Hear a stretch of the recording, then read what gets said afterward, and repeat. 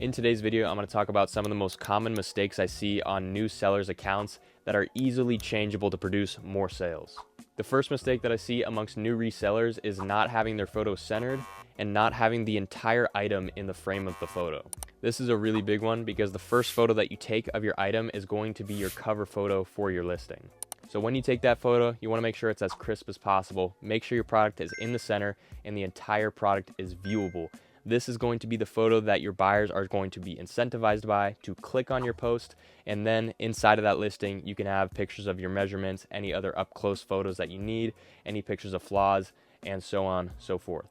A second mistake that I commonly see is lazy captions. I always see these captions with a few words or barely even a single sentence, and in reality a caption can make or break a listing. And what I mean by that is, say there's a product you have that's super specific and someone is looking for that exact product and you're the only person that has it. But if they can't find it because you put a few words or a few sentences in there and you're missing a key detail that describes that product, they're not going to be able to find it. You're missing out on a sale, and that buyer's not going to be able to find the thing that they actually want. So when I'm listing pieces, I have a set list of things that I like to describe for every single one of my products so that my listings are pretty similar. And I kind of go off this list and I describe that piece in step by step of these ways. And some things that I mention, what type of piece it is. So is it a hoodie? Is it a jacket? Is it a shirt? Is it a dress, pants, shorts, etc.? What color is it? Get really descriptive with the color. Instead of blue, say aqua blue or sky blue, light blue, dark blue. I mentioned the era, so 2000s, 90s, and I can say like the style. So Y2K or skater, surfer, alternative. All of these different things are going to contribute to your caption and help people find your listing, making your listing sell quicker. A third mistake that I've been seeing a lot recently is if you're trying to market your Depop or whatever reselling platform that you're trying to sell on, don't do it through someone's comment section. So if you want to market your Depop or whatever reselling platform that you're on, don't do it through commenting on other people's posts. In reality, people aren't going on to social media or TikTok and scrolling through the comment sections of a post trying to find a cool Depop to buy from, so your conversion rate is going to be little to nothing. Instead, you should make your own social media pages revolving around your reselling platform, post content there, and then from there, direct people over to your reselling platform.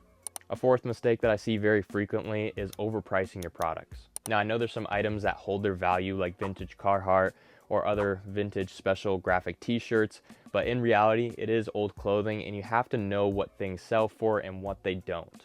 At the end of 2024, my average sale price was only around $7 and a few cents, but I do sell a little over 1,000 items every single month.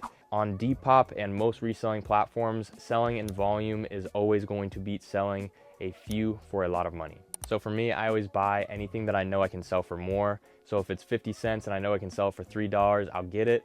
Or if it's $10 and I know I can sell for $50, I'll still get it. But I wouldn't focus on just buying these expensive items that you think you can sell for a lot of money, because these accounts do suffer. It's a lot harder to sell someone a $50 to a $100 item rather than it is selling someone a $3 to $5 item. Now, last but not least, a thing that I see that is skipped over by so many people is adding measurements. Now, trust me, I know adding measurements is super tedious and super annoying and nobody wants to do it, but what's worse than adding the measurements right then and there when you're listing it is after you list the item, someone messages you for the measurements. When I first started Depop, I never put the measurements in any of my listings. I didn't even know that was a thing. I don't know my own clothing measurements. I still don't know my own clothing measurements, and I have no clue how to read measurements still. But for me, I put a yardstick on the pit to pit if it's like a jacket, and then I do top to bottom. And then if it's pants, I'll do the waist, I do the inseam, and then I do the leg opening, and same thing for the shorts. I do this for every single one of my products, regardless of what it is, other than like jewelry and hats. But if it is something like shirts, like tops and bottoms, I will measure them every single time. Because when I first started out, I would skip this process, and every single time I would list something, people are asking for the measurements. So make sure you're putting the measurements. You're going to miss so many sales if you're skipping out on this part.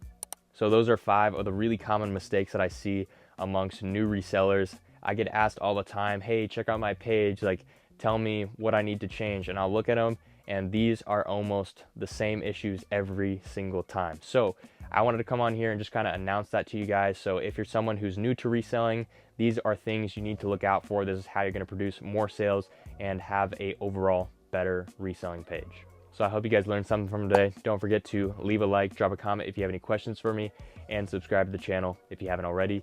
And as always, I'll see you guys in the next video.